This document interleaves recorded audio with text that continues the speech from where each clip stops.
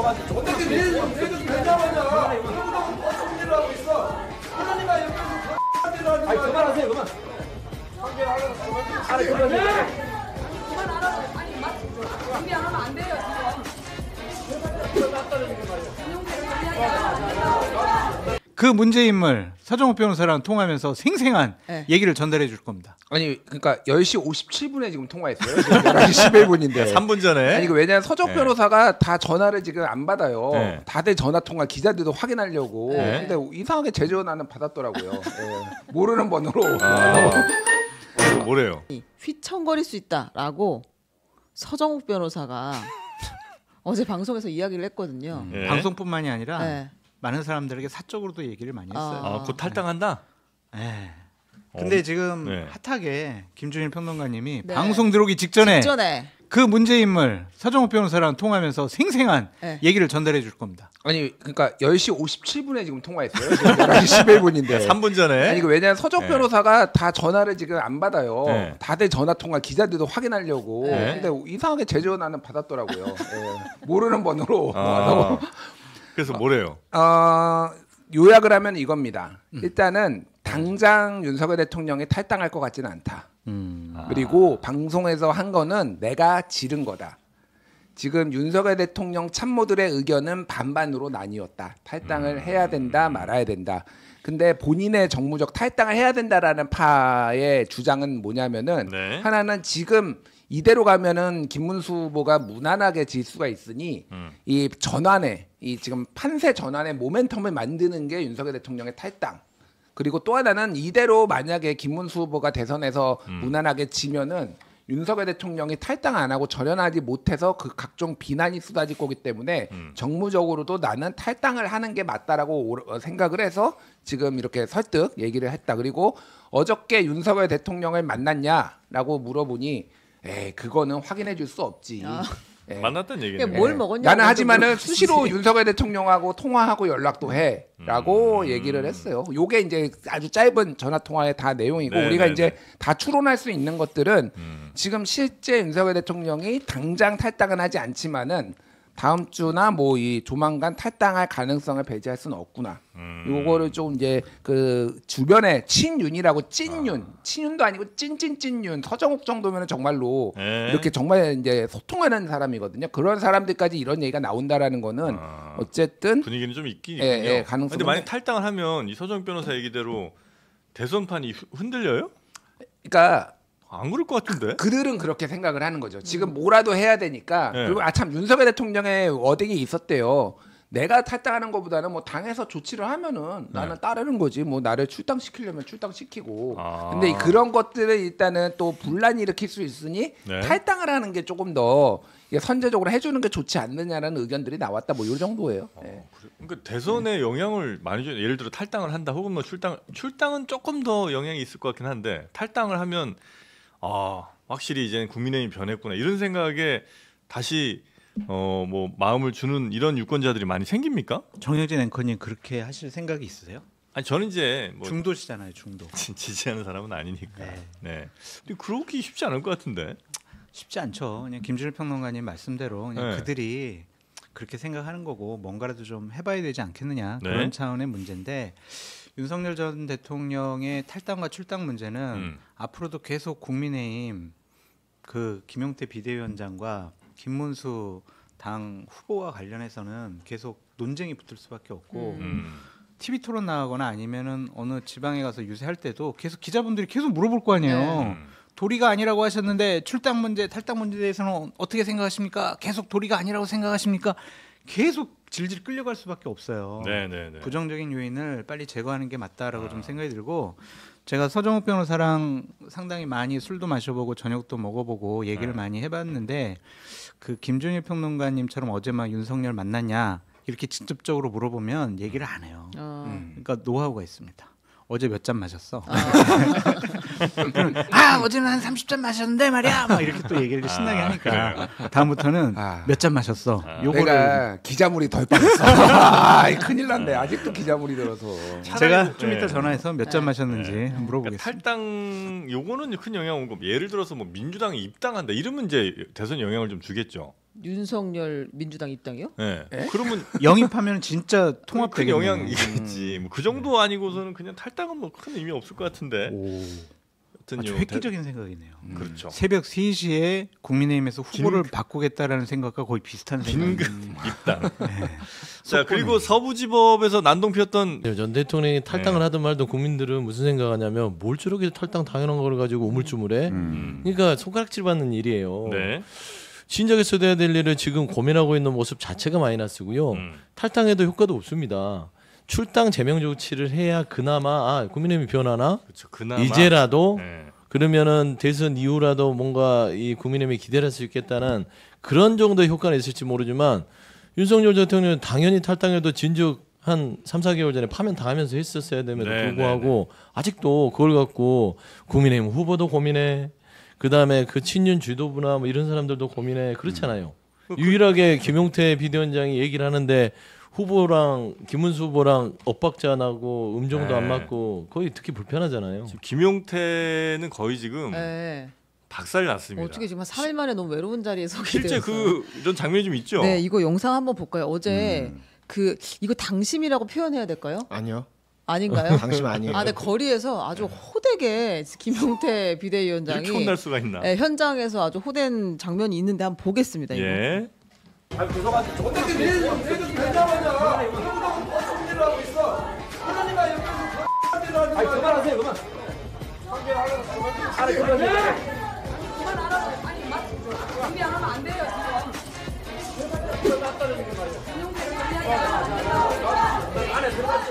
아니 김용태가 서 있는데 김용태 네. 위원장이 서 있는데 김용태 정리하지 않으면 안 된다고. 아니 저거 처음에 윤석열 정리하지 않으면 안 돼요 이런 장면인 줄 알았어요. 주어가 다르군요. 네, 근데 김용태를 정리하라고 해가지고 지금 저 앞에서 표정 관리가 안 되는. 네, 거의 뭐 약간 영혼이 지금 탈출한 느낌이더라고요. 네, 예. 그렇습니다. 그래서 굉장히 지금 힘들어하는데 여튼 지금 뭐 출당 이런 얘기는 거의 당내에서 못 꺼내는 것 같고 탈당 요구 정도를 조심스럽게 꺼내는 것 같긴 한데 그나마도 꺼내면 또 다른 데서 욕 좀 많이 먹는 요 정도 느낌이 맞나요 지금 현재 국민의힘?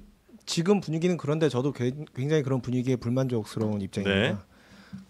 지금 우리가 할 수 있는 건 강제 출당이 유일한 옵션이라고 생각해요. 유일한 선택지. 네. 그 말고는 이것도 정리 당하시겠네 이거. 뭐 저는 계속 정리의 위협을 느끼며 살고 있는 사람.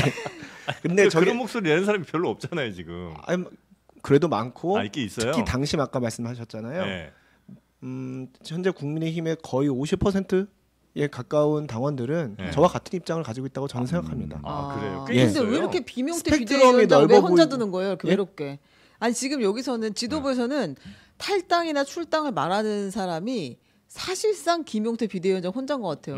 근데 김용태 비대위원장도 내정자 시절부터 했던 그 발언들을 보면은 더 화끈하게 확실하게 끌고 나갔어야 돼요. 아. 본인이 이 국민 깜짝 놀라게 할 만할 정도의 뭔가를 하려면 강제 출당 말고 안 된다. 지금 출당을 권고하겠다고 말씀하셨잖아요. 윤석열 전 정중하게, 정중하게 네. 권고하겠다. 찾아뵙고 근데 말씀드리겠다. 우리 당의 징계 조치 중에 하나가 탈당 권고입니다. 탈당 권고. 그게 징계 조치예요. 그래서 권고에 응하지 않으면 자동으로 제명하게 돼 있거든요. 그러니까 지금 이번 대선 자체가 윤석열 전 대통령의 계엄 선포가 위헌이라고 해서 대통령이 헌법재판관 전원 일치로 파면됐기 때문에 치러지게 되는 거 아니겠습니까? 계엄 네. 대선인데 네. 윤석열 전 대통령의 그늘에서 그림자에서 국민의힘이 벗어났다는 확신을 국민에게 주지 않고서 무슨 수로 우리가 이번 대선을 이길 수 있겠습니까? 뭐 예를 들어서 한동훈 대표가 만약에 국민의힘 후보다 그러면 그 자체가 국민의힘이 좀 벗어났구나 그렇게 보여질 수도 있는데 지금 그것 아닌 상황에서는 네. 강제로 대통령을 출당시키고 그것도 해당 행위로 국민의힘의 당헌 당규에 부합하지 않는 계엄 선포를 했다는 그 해당 행위를 이유로 네. 윤석열 전 대통령을 당해서 출당시키는 것 외에는 저희가 국민들에게 국민의힘이 거듭났습니다라고 말씀드릴 수 있는 다른 방법이 없어요. 그러니까 그게 김용태 비대위원장한테 그 무게를 지우지 마시고 지금 현재 당에 어쨌든 가장 최고 권력 갖는 사람은 김문수 후보일 거 아니에요. 뭐 당무 우선권 있다며. 그럼 김문수 후보가 방향을 정해야지. 김문수 후보가 방향 정한 건 그거잖아요.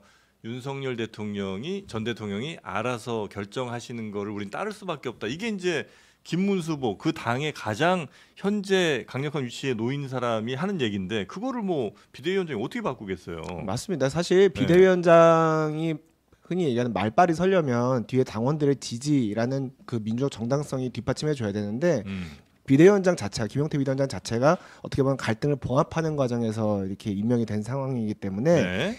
말에 힘이 실리기가 굉장히 어려워요. 결국 당원들에 의해서 선출된 김문수 후보가 윤석열 전 대통령의 강제 출당이라는 결단을 내리셔야 돼요. 네, 그것만이 네, 네, 네. 우리가 어떤 반전의 계기를 만들 수 있는 기회입니다. 네. 사실 골든타임은 계엄 직후에 이제 한동훈 비대위원장 대표였나요 그때? 놓쳤죠? 네, 대표. 그때 이제 출당을 위해서 윤리위 소집을 논의해 보겠다라고 했었던 예. 그때 빨리 결단해서 출당을 시켰어야 아 국민의힘이 계엄과 절연하는구나라는 것을 국민들에게 알려줄 수 있었을 텐데 지금 선거 한복판이고 선거 20일밖에 안 남았거든요. 네. 여기 와서 출당을 결정해봐야 사실은 외연 확장하는 것은 만무하고 집토끼만 빠져나갈 수 있기 때문에 이런 논란 자체를 안 보이는 게 사실 국민의힘한테 유리한데 긁어부스럼 만드는 것이 아닌가라는 그럼 아예 생각이 말도 들어요. 없이 그냥 네. 그냥 가요. 아니, 그 조용히. 그러니까 김용태 최고가 김용태 비대위원장이죠. 같이 또 천하용 예전 버릇 하다 보니까 나오네요. 제 예전 버릇 나오네요. 천하용인 때의 폼으로 네. 진짜 빨리 이렇게 좀 과감하게 결단하는 식으로 했다라면 좀 모르는데 아. 정중하게 찾아뵙고 권고를 해보겠다, 권유를 해보겠다라고 하는 것은 여전히 비대위원장도 그렇고 후보도 그렇고 윤석열 전 대통령의 눈치를 보고 있다라는 것밖에 안 되기 때문에 이건 죽도 밥도 안 되는 것 그럼 같아요. 맞아요. 정중하게 찾아뵙고가 한 일주일 걸릴 거예요. 지금 18일이거든요. 정중하게 찾아뵙고 의사를 전달하고 기다리는데 한 2주 반 지나가면 끝나요. 그러니까 이제 탈당 문제에 대해서는 저는 이미 시작 포인트부터 이게 이제 말하자면 그르쳤다라고 예. 보는 것이고 국민의힘이 이 대선 이후에도 살려면 대선에서도 살려면 세 가지를 버리고 하나를 얻어야 되거든요. 첫 번째 버려야 될 게 윤석열이고요. 두 번째가 권성동입니다. 왜냐하면 이게 두 분 다 쿠데타의 주역들이에요. 한 분은 12월 3일날 친이 쿠데타, 한 분은 5월 10일날 정당 쿠데타. 대선 후보 쿠데타. 그렇죠. 야밤에 네. 새벽에. 그다음에 세 번째가 정광훈이에요. 전광훈. 정광훈은 김문수 후보의 흑역사에 지우고 싶은 과거여야 합니다. 이번 선거를 치르려면. 근데 그거를 지워도 부족할 판에 석동일 변호사를 데려다가 캠프에 앉아서 아스팔트 우파를 앉자. 그거는 정광훈이 안고 가잖아요. 이 세 개를 버리라고 하는데 더 그냥 꼭 껴안고 가거든요. 그리고 누구를 하나를 데려와야 되냐. 43%로 본인과 경쟁했던 한동훈 전 후보를 데려와야 네. 선거 전략성으로는 43% 빈자리를 메워야 100으로 시작할 거 아닙니까? 근데 그런 상황에서 한동훈 전 후보를 데려와도 부족할 판에 장해찬 최고를 데려왔어요. 그러면 뭡니까? 이건 선거를 치르겠다는 게 아니라 대선은 포기. 일단은 대선 18일 이후에 당권에 당권? 대한 유지를 더 강화하겠다. 저는 그 이상 그 이하로는 평가가 안 되는 지금 상황입니다. 김문수 후보가 약간 좀 방향을 잘 못 잡거나 아니면 굉장히 좀 약간 힘이 흔들리는 없어요. 것 같아요. 왜냐하면 차라리 그냥 이렇게 만약에 할 것 같으면 그래 계엄이 무슨 큰 잘못이냐. 그냥 대통령이 그럴 수도 있는 거 아니야. 아예 그냥 이 방향으로 확실히 가서 그쪽 사람들의 열렬한 지지로 그냥 한번 승부를 걸어보든지 아니면 이제 대통령과 완전 절연을 좀 해서 이렇게 가든지 확실히 방향을 좀 정해야 되는데 지금 행동이나 인선 이런 건 다 그냥 윤 전 대통령 쪽이랑 같이 가는 것처럼 하다가 뭐 계엄은 잘못됐고 계엄에 대해서는 진심으로 사과드린다 이렇게 하니까 스텝도 좀 안 맞는 것 같고 이 말이랑 행동이 좀 잘 매치가 안 되는 것 같습니다. 이게 사회자 말은 이제 한마디로 표현하면 죽도밥도 아니다 그거잖아요. 그렇죠. 그렇게 정리해 주실래요? 근데 김문수 후보께서 네. 살아온 인생이 네. 그런 죽도밥도 아닌 인생을 살아오지 않으셨고 뭐 그러니까. 굉장히 최근에 이제 후보 단일화 사태 네. 파동이라고 해야 되나요? 그때만 해도 김문수 후보가 굉장히 강단 있는 모습을 보여줬잖아요. 네. 그래서 전 국민이 다 봤습니다. 그리고 김문수 후보가 살아온 인생, 노동운동가로 살아온 인생, 또 국회의원, 그 도지사 인정이죠. 그거는. 살아온 인생들 네. 굉장히 본인 나름의 소신을 명확하게 세우면서 강단 있는 인생을 살아오셨기 때문에 예. 죽도밥도 아닌 삶이랑은 굉장히 거리가 먼 분인데 지금 왜 이러는 거예요?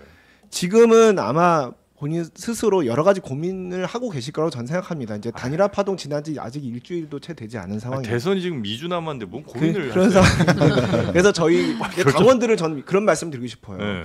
지금 아스팔트 지지층이 떠나갈까 두려워서 이도저도 못하고 있다 이런 분석들도 있거든요. 네. 근데 아스팔트 지지층 오히려 중도층을 포섭해서 이길 수 있는 모습을 보이면 아스팔트 지층은 열렬한 응원을 보낼 겁니다. 오히려 지금처럼 자꾸 이렇게 오늘 조선일보 사설 보니까 영난당으로 당만도 못한 당으로 쪼그라들 수 있다고 얘기를 하던데 그런 모습을 보면 오히려 아스팔트마저 갈라져요. 아스팔트도 깨질 수 있는 겁니다. 네, 그러니까 네, 저는 김문수 후보에게 당원을 믿으라. 많은 당원분들이 오늘 저한테도 계속 문자 보내십니다. 네. 김문수 후보한테 더 강단 있는 모습, 그래요. 절연하는 확실한 모습 보이라고 좀 아니, 설득 좀 해달라. 한덕수 전 총리는 요즘 참 뭐 하시는지 혹시 정보가 좀 있습니까?